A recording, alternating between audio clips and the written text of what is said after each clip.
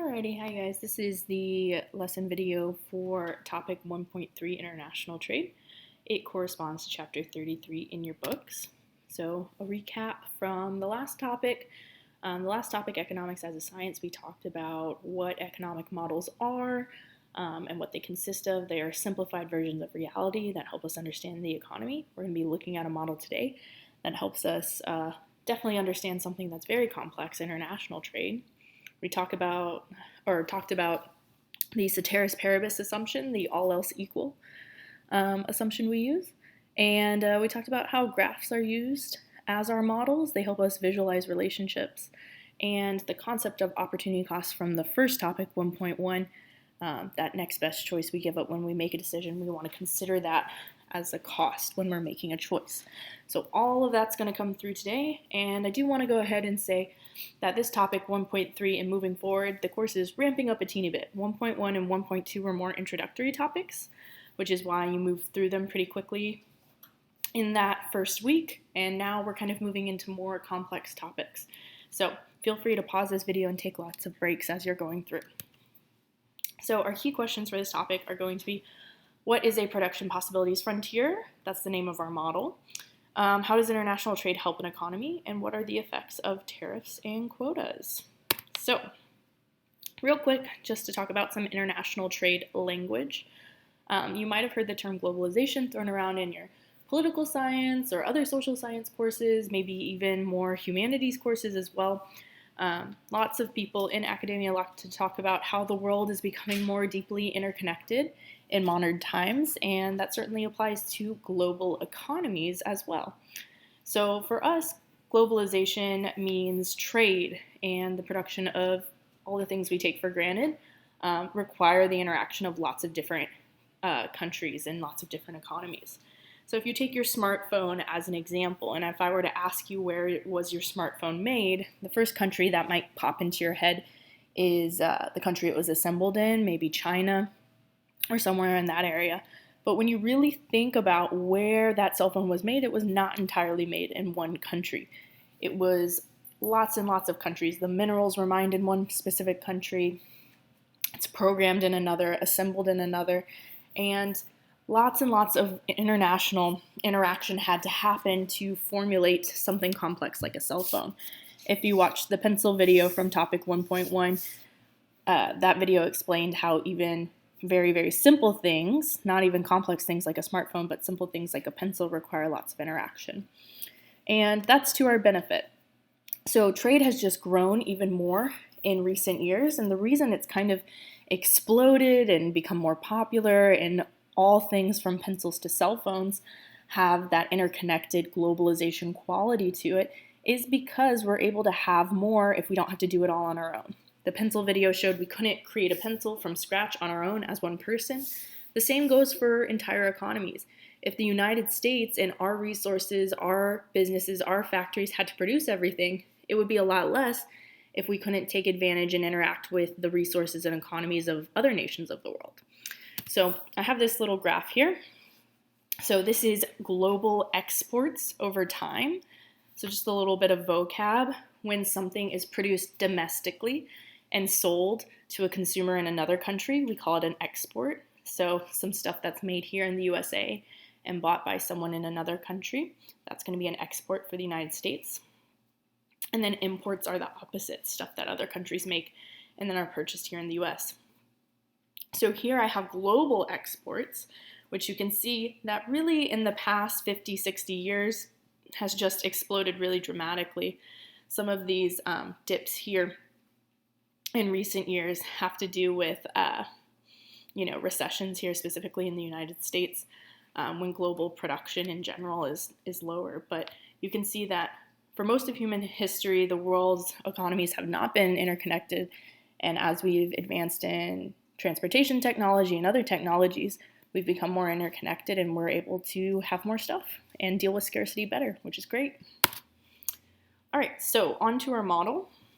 The model that's going to help us show the benefits of international trade is called a production possibilities frontier, or a PPF for short. So production possibilities, it shows us a combination of output. Output is production, essentially. Those words can kind of be used interchangeably. So output that a society can produce if all of its resources are being used efficiently.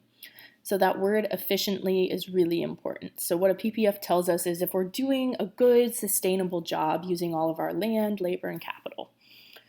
Like any model, a PPF is built with some assumptions.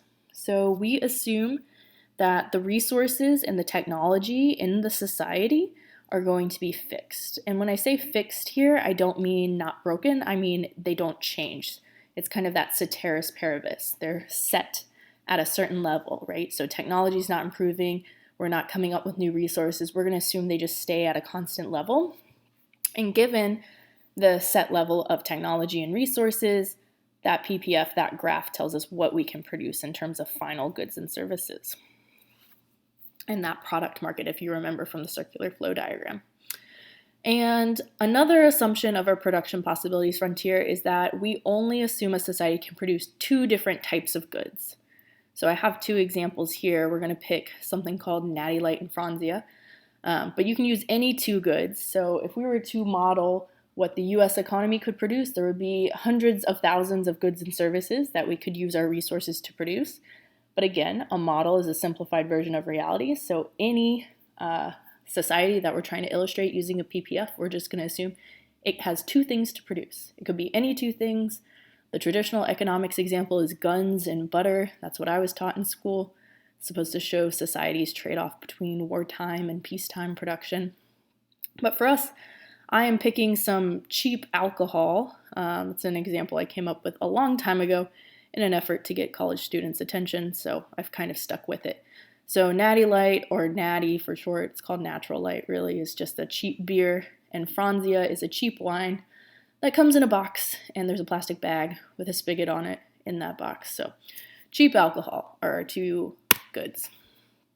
So here is a production possibilities frontier. So we put one of the goods on each axis. Here I have Franzia up at the y-axis and Natural Light down here at the bottom, but you could change these if you wanted. I just picked them at random. It doesn't really matter which is which.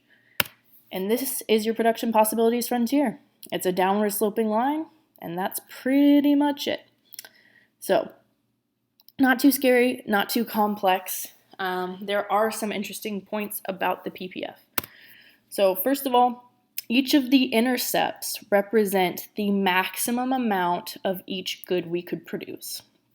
So point A here on the graph shows that if we put every single resource, every worker, every bit of land, every bit of capital towards producing Franzia, and if we produce no natural light, so we have 0 cans of natural light and just put all of the resources towards producing Franzia and nothing else, the maximum level of output we could get here is 100. We'll say it's 100 boxes of wine. And then along this x-axis here, it shows the opposite. So if we were to dedicate all of our resources to point B, producing only natural light and no Franzia, the maximum amount of natural light we could produce is 300. We'll say that's measured in terms of cans. So any point between the PPF, those are also possible output levels for my society. So variety's good. You don't have to be all or nothing. You could split your resources, dedicate some to producing wine, some to producing beer. Maybe you could be at point C where you get 70 boxes of wine and 90 cans of beer. Or point D, 50 boxes of wine and 150 cans of beer. Anywhere along that purple line, we say those are efficient and possible points for society. So we're kind of indifferent. Society could pick any point, A, B, C, or D, and we're happy with it on this graph. So points like point F on the PPF, think to yourself if it would be possible for my hypothetical economy shown in the graph to produce at point F, where we have 40 boxes of wine and 70 cans of beer. Is it possible? Well, sure. At point C and point D, we have more of both, so point F would definitely be possible. However, it's not efficient. We call points inside the PPF, kind of in towards that 0 starting point in that bottom left corner. We say points inside the PPF are possible, but we say they're inefficient. It means we could do better. And the whole point of economics is dealing with scarcity and this idea that we always want more. So why would we want to produce inefficiently? We don't want to be inside the line, we want to be on the line.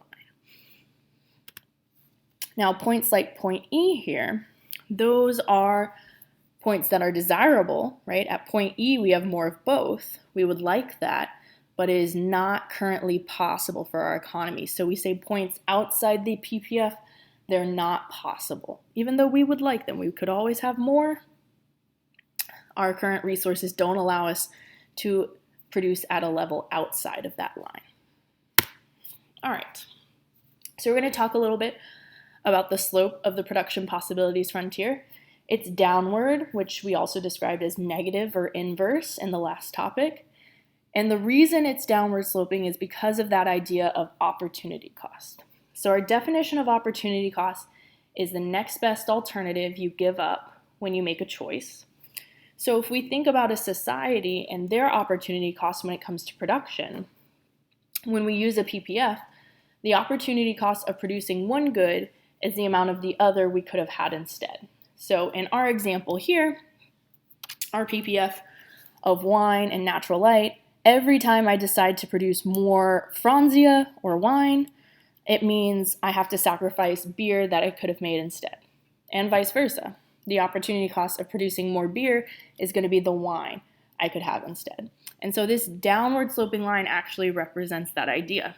So for example, I said any point on the line is efficient for my society. So let's say we start at point A on the graph. Okay, so we have 100 boxes of Franzia and 0 cans of Natty Light. If I want to increase my beer production to 90 cans of beer, or 90 cans of Natty Light, sorry, this is plus 90 here, it's going to mean I have to give up 30 boxes of Franzia. I'm moving from point A to point C on this graph, that downward slope. To get more of one, I have to give up the other. So the opportunity cost of my 90 cans of natural light is going to be the 30 boxes of wine I had to sacrifice because this went from 100 to 70. So opportunity cost of having more beer is less wine. And it would work if you move the opposite direction as well. If we started here at point D on the graph, where I have 50 boxes and 150 cans, if I wanted to produce 20 more boxes of wine, it would mean I had to sacrifice 60 cans of beer, right? As I move from point D to point C, I get an additional 20 boxes of wine. That opportunity cost for me is the Natty Light I could have produced instead. I have to give up 60 cans as I go from 150 down here to 90. So it will always have a negative slope because of opportunity cost. To get more of one, I have to sacrifice the other. All right. So we're going to talk about how the production possibilities frontier relates to economic growth real quick. So in our first graph, we said a point on the PPF out here, like point E, I think I had this labeled in the slides, that this point isn't possible right now, right? Given our fixed resources and technology, point E is not attainable. However, if an economy were to grow, that means society can produce more output. So the way we show economic growth in a production possibilities frontier is by shifting this line outwards. So maybe something like this. And when economic growth occurs, now that point that wasn't possible before now is on the line. So I do want to emphasize that production possibilities frontiers can show economic growth. And economies on their own, if they wait for their economy to grow, they develop new technologies or they invest in their human capital and improve the quality of their resources, they can access formerly impossible points if they wait for their economy to grow. However, I do want you to note that economic growth is generally fairly slow and it takes a long time. It's really difficult to spur on organically. It happens for a lot of economies, but it's hard to make it happen through government actions or any other sort of pursuits. So a lot of times an easier alternative is to just specialize in trade, and it can give you access to unattainable points or impossible points like point E without having to wait for that line to shift outwards. So you can pause the video here and go to the supplemental video tutorials page and check out this short video. They're called 60-second lectures that kind of explains why trade allows us to have access to more stuff. And then we're going to break it down and show that using our model. So hit pause here, go to the supplemental video tutorials page, give that a watch, and then come back. All right, so I know that was a lot of information all at once, but we're going to break it down piece by piece and hopefully make it more clear by the end of this lesson video. So we said waiting for economic growth, which can happen through a technology, resource, or institutional change, can shift that line outwards, the production possibilities frontier, and make previously impossible points like point E possible. But specialization in trade between different economies with different production possibilities frontiers can also allow us to access those impossible points. So we're going to expand our production possibilities frontier example here. We're going to have two economies with two PPFs, both producing our same two goods, Franzia and Natty Light. And we're going to show what happens when they try to produce both on their own versus if they specialize and produce just one of them and then trade for the opposite. So I'm going to start with the results here, and then we're going to work our way backwards. So I'm going to show you how I found these results. So first things first, I've got my two goods, still Natural Light, still Franzia, and now I have two countries. So my two countries in this example are going to be the United States and Mexico, and each of those countries have different resources. We have different workforces, we have different natural resources, different levels of capital in society, so our PPFs are going to be different between these two countries. So here, what I have is the two countries, and instead of showing their production possibilities frontiers in graph form, I just have the intercepts, or kind of the main points, points A and point B for each country, put in a table instead of a graph. So you could look at these in graph form. I think I've got them right here. So here is the United States production possibilities frontier. We've got 60 boxes of Franzia is their max point, 120 cans of Natural Light is their maximum point for beer. For Mexico, their maximum point for wine is 24 boxes and beer is 72 cans. So all I did with this table is instead of putting them in graph form, I put them in table form, which is fair game. So this is just a production table. So the first term I want to define is something called absolute advantage. So you can define it a couple different ways. I personally like this second definition after the semicolon, when a country is more productive compared to another. So in terms of producing boxes of Franzia, our wine product, you can see the US can produce more than Mexico. So we say the United States has the absolute advantage here in producing wine. And in cans of Natural Light, or Natty, our beer product, the US can also produce more beer. So here we would say the US has an absolute advantage in the production of both goods. Now, when we're talking about specialization in trade, that doesn't mean that the United States here should produce everything, both wine and beer, and Mexico should produce nothing. That would be kind of silly because it would mean wasting all of the resources that are in Mexico. If we want to deal with scarcity well, we want to use all of our resources between the two countries efficiently. So I want you to put somewhere in your notes, it's in the concept guide, highlight it if you're following along with the concept guide, put that absolute advantage does not actually matter when it comes to production and trade. It's kind of confusing, but it doesn't matter in this case that the US can produce both better or faster. What's going to matter is a different type of advantage, which we'll talk about here in a second. So here are each country's production possibilities frontiers, and we said any point on the line is efficient for each country. So we're going to assume here in the beginning that we start at this point in the middle, that each country likes both goods equally, so they pick a point where they have equal numbers of each that I have marked out by the dashed lines in each graph. So Mexico is picking 18 and 18, and for the US up here it is 40 and 40. So they're kind of picking a midpoint on the graph. So showing beforehand, if these countries were to produce on their own without specialization in trade, the US would produce 40 boxes of Franzia and consume that same amount. Same thing for Natty. For Mexico, it would be 18 and 18. So, oops, moved a little too fast.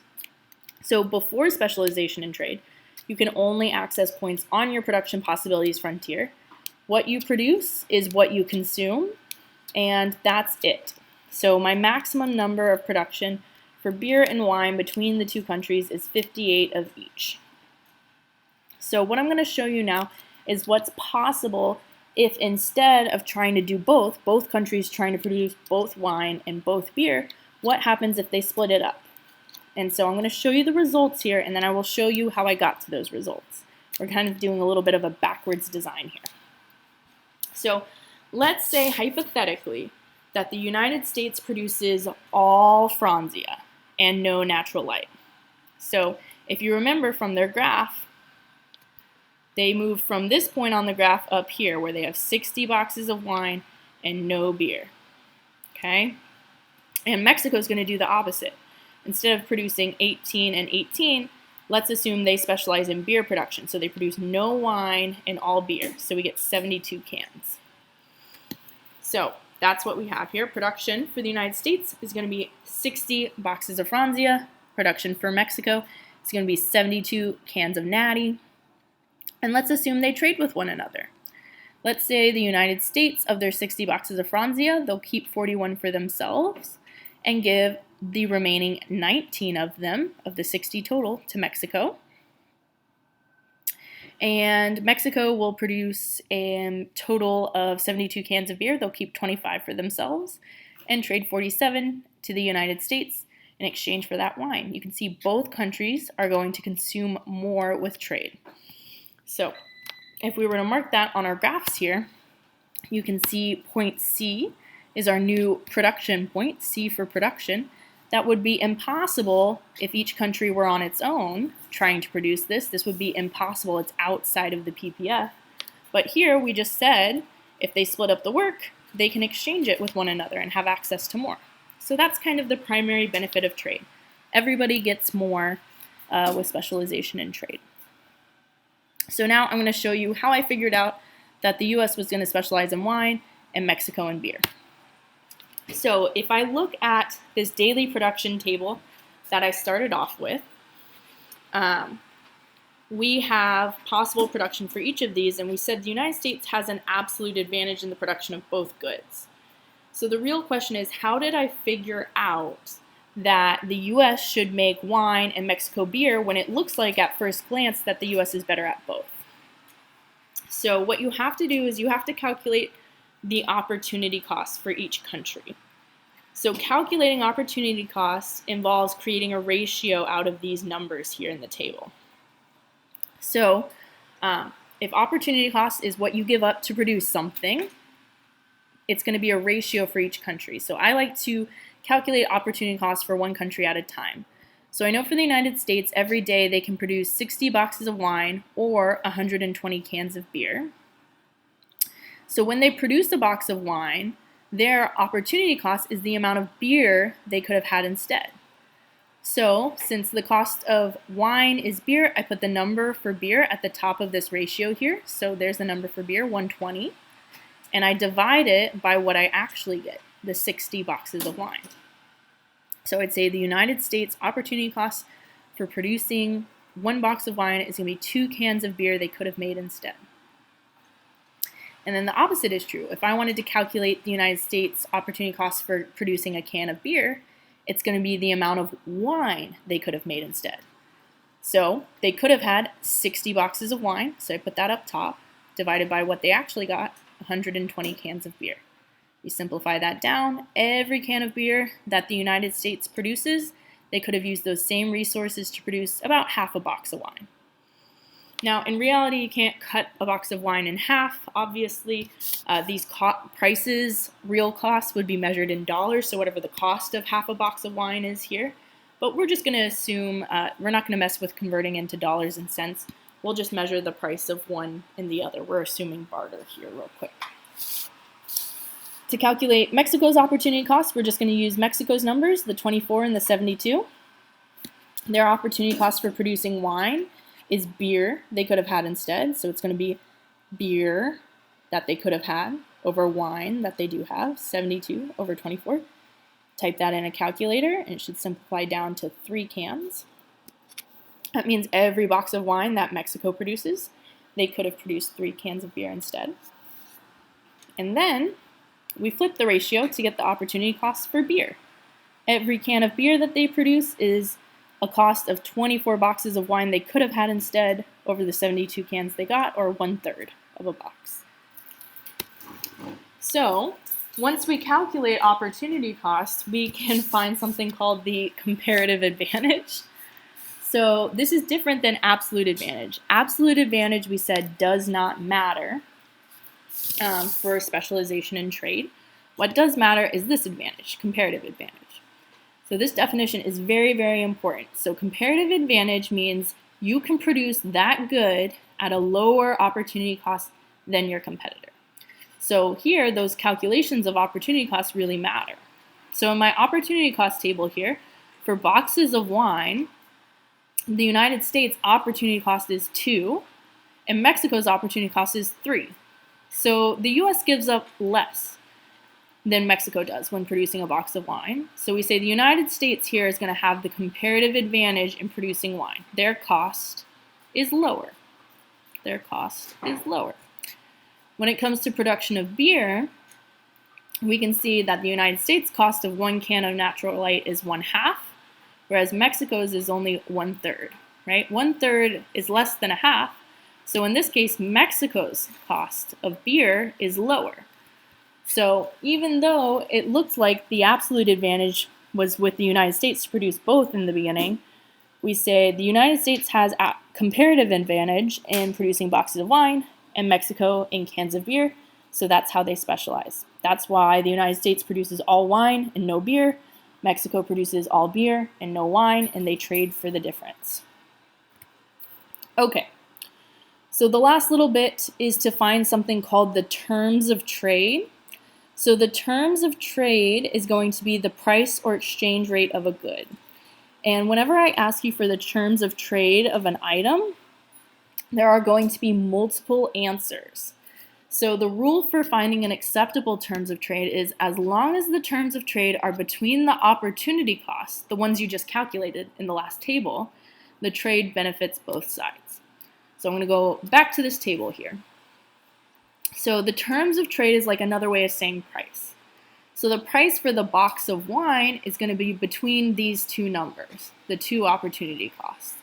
So 2.5 would work as an answer, 2 1/3 would work, 2 3/4 would work. As long as it's between 2 and 3 cans of beer, that's an acceptable price for both countries for one box of wine.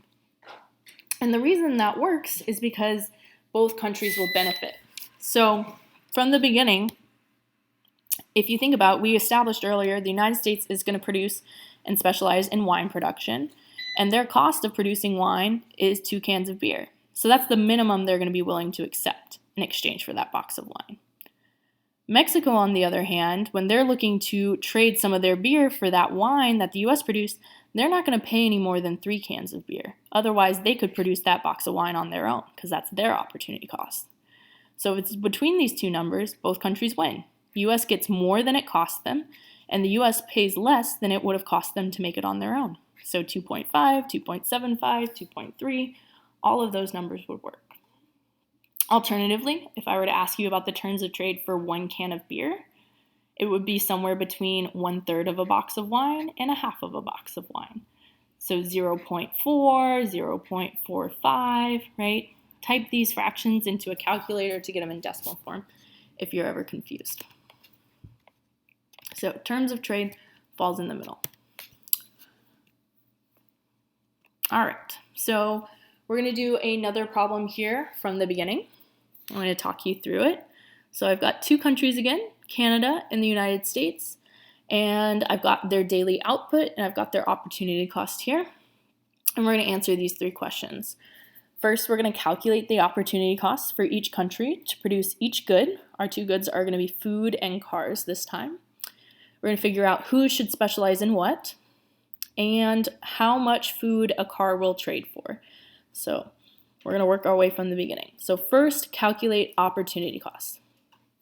So I would like to go one row at a time. So we're going to start with Canada here.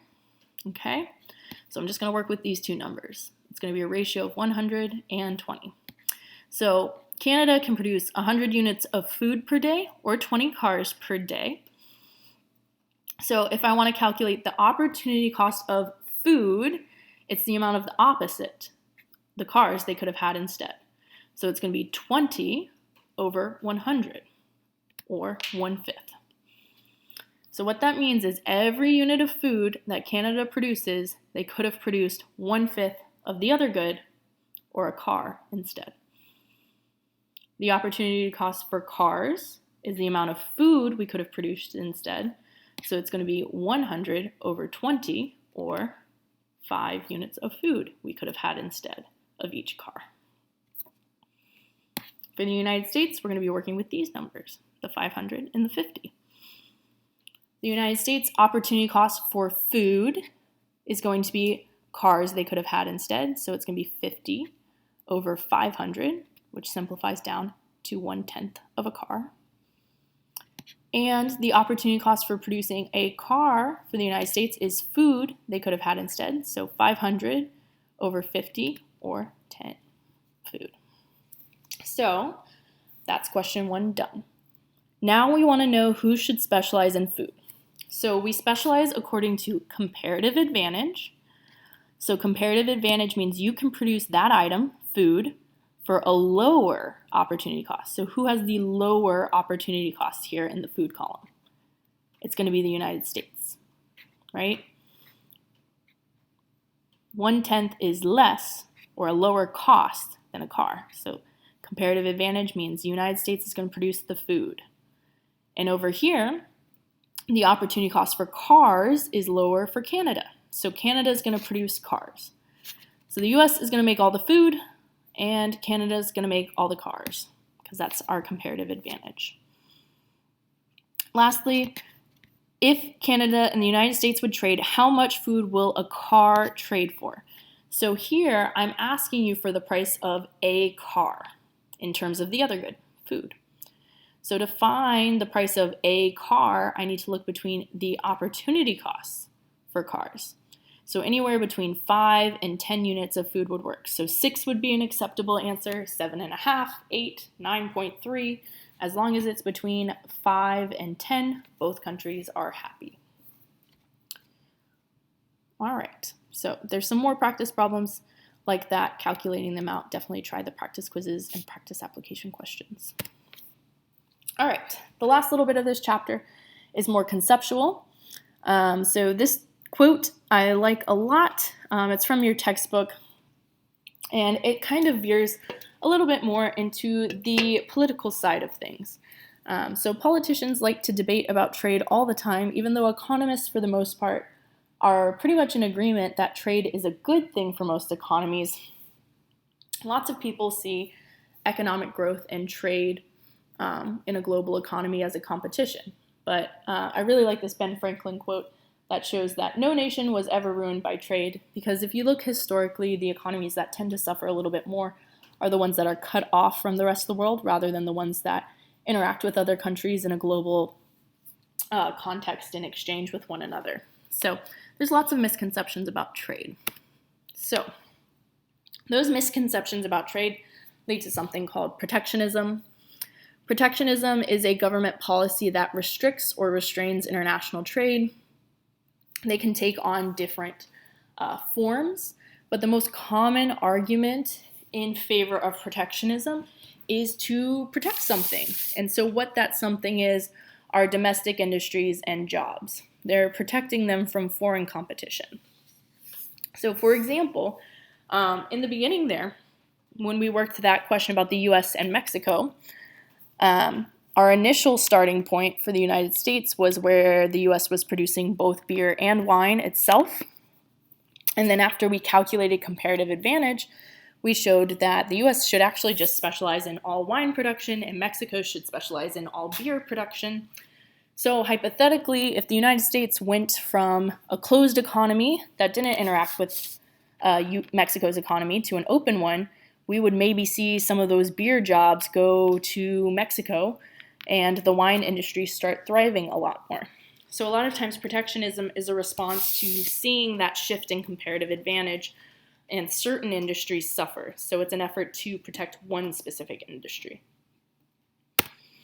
So protectionism can take two main forms, a tariff and a quota. So a tariff is just a fancy name for a tax on an import. They're also sometimes called duties.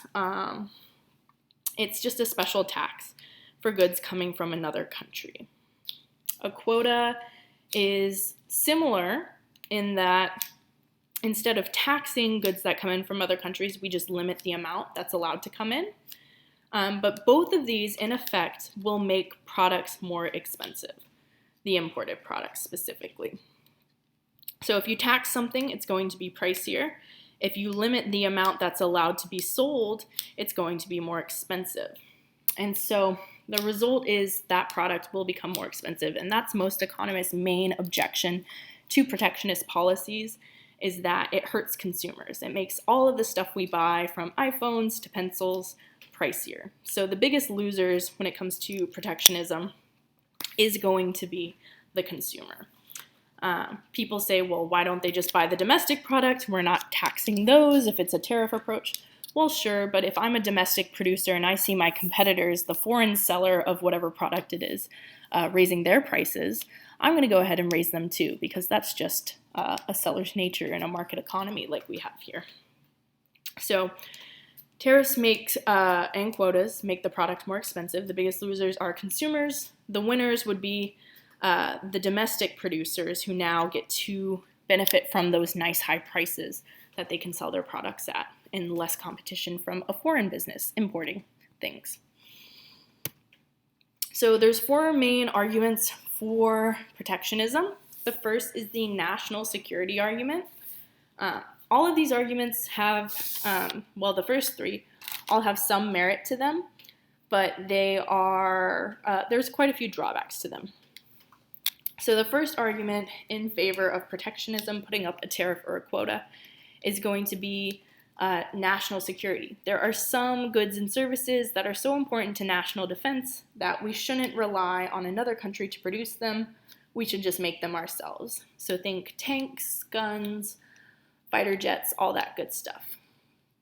The main drawback to the national security argument is that it's really hard to find its limits. So if you're not careful, you can use the national security argument to close a country off completely from trade, right? So we talked about the example, or I just mentioned the example of tanks and guns being important to national security. But what about energy like oil and gas? What about food and clothing? If you're not careful, eventually everything becomes important to national security, and we certainly don't want to not trade anything with the rest of the world. Historically speaking, those countries that are closed off don't do very well. So that's the main drawback to the national security argument. The second argument is the infant industry argument. So infant, like a little baby. So if there's a new industry in the United States that hasn't been around very long, it's just starting up, it's just growing, there's sometimes an argument that some temporary tariffs, temporary quotas on foreign competitors might help that infant industry grow big and strong. And so some temporary protectionist policies might help it grow. They're only supposed to be up for a little while, and then we'll get rid of the trade barriers, and that'll cause lower prices for consumers. The main drawback to the infant industry argument is that the infant industry usually never wants its protectionist barriers taken away. Even though they're only supposed to be temporary in the first place, the industry will fight to keep their tariffs in place forever because they benefit from those high prices that they create. So it leads to future problems a lot of the time. The third one is retaliation for dumping. In your concept guide, I think it's called retaliation for unfair trading practices. So a lot of times, other countries are accused of dumping cheap goods into another nation. or for selling goods well below the market price in order to try and undermine the domestic industry. So a good example would be China was accused of dumping cheap tires into the United States back several decades ago in an effort to drive out U.S. tire manufacturers. Then China could have all of the market control and raise prices later. So sometimes we say we'll put up tariff barriers to stop them from doing that, especially in the case of if, say, a foreign government was subsidizing, basically giving money to companies to allow them to do this. It's seen as unfair and it undermines comparative advantage. So dumping tariffs or retaliatory tariffs are supposed to hopefully get us to freer and more open trade later, but the downside to that is it can lead to a trade war. You might have heard that we have been in a trade war with China because typically once you put a tariff on one good, a country responds by putting a tariff on some other product of yours. And if you're not careful, they can stack up quite quickly and suddenly everything's more expensive and there's less trade overall. So that's the downside to dumping. Last one, this is not an argument you would ever hear a legislator make in favor of international trade, but this idea of favors to a special interest group. So a special interest group is a political organization that advances their interests typically through political lobbying. So hiring some lawyers to make their case and protect their interest through the political process. So funding campaigns and supporting candidates. And it's essentially, a lot of times you might hear a politician make, say, a national security argument or an infant industry argument or a retaliation argument for advocating for a tariff or a quota. But in reality, it might just be an exchange of political favors, which is seen by some as quite corrupt and quite nefarious. So even if you hear someone make arguments 1, 2, or 3, be aware that the real reason could be something a little bit more corrupt, and just be a little bit wary of the arguments you hear in the news. All right, so you can pause this video here, go to supplemental video tutorials. This shows what happens in a trade war, what happens when countries start exchanging tariffs and quotas and protectionist policy. So pause this here, give that a watch, and come back.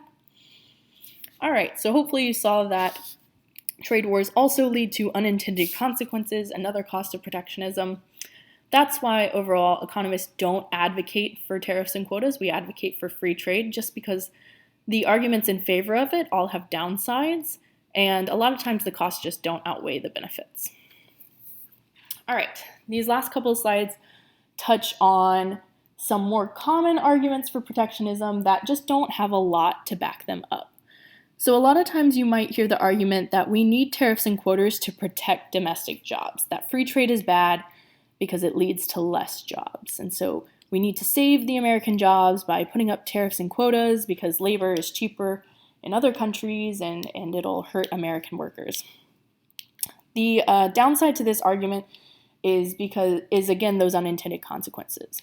So protectionism saves jobs in the one industry being protected. So for example, American steel. If we put up steel tariffs, that's going to mean there's higher prices on steel. The steel industry likes that. American steel industries can stay open more factories, employ more people. The downside is that's going to create costs and job loss in other industries. So if we think about American steel, there's other American industries and other American jobs like automobile manufacturing, construction, where steel is a cost for their business. So even though we might be protecting the profits in the steel industry, increased prices of steel caused by tariffs is going to make construction and automobile manufacturing more expensive, and maybe we lose jobs at the auto factories as a result. So protectionism will often cost us jobs in other industries. So generally speaking, protectionism leads to less jobs than the ones it actually saves. Okay. Another downside is we know that tariffs make everything more expensive. Anytime things get more expensive, there's just going to be less economic activity in general. So it might be harder for us to connect the job losses to a steel tariff than the steel factory that we see staying open. But economists have done the math, and generally speaking, having free and open trade means more jobs, not less jobs. Another argument that is made, is that free and open trade might lead to lower wages. But on net, we see that American wages actually go up rather than down when we have free and international trade in terms of labor market. So when we trade, countries specialize according to that comparative advantage that we calculated earlier, and that means we can have more. When we can have more, that means the workers who make the stuff can be paid more. So wages on average do go up when there's open and free trade. Now that being said, just because average wages go up doesn't mean everyone's wages go up. Some can benefit and some can be hurt. So specializing according to comparative advantage means some jobs go abroad and some other jobs grow here. And here in the United States, for example, we have a very highly skilled, highly educated workforce. So our comparative advantage is going to be in the industries that require high skilled, high educated labor. So things like computers, machinery, and pharmaceuticals, those are the folks that are going to see their wages go up because those jobs are going to be well suited to our comparative advantage here in the US. On the other hand, low-skilled workers, things like farm hands, they might see their jobs go abroad because low-wage workers and low-wage jobs probably are the comparative advantage for other countries of the world.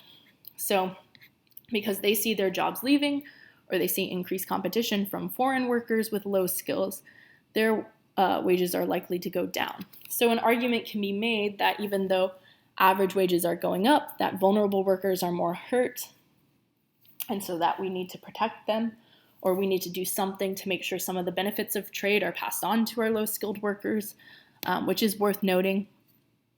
But the answer to protecting low-skilled workers probably isn't limiting trade, because remember that low-skilled workers still benefit from trade. First is that it creates lower prices. So even though their wages might be lower, they're going to not have to worry about high prices caused by tariffs and quotas. And additionally, here in the United States, a lot of our low-wage earners work service jobs, which means you have to be here to do the job. A foreign worker can't steal your job waiting tables or cleaning houses or mowing lawns, right? Because you have to be here to do it. It's not the same as working in a factory or farming. So service-based jobs where you're paid based on the service and have to be present here, which is the bulk of the low-skilled workforce here in the United States, thankfully, those jobs aren't at risk from foreign competition. So those last two arguments, you hear those made a lot, but there's a lot that I think people don't realize with trade. So I think that's everything. That's the end of 1.3. Definitely check out some of the additional material and let me know if you have any questions.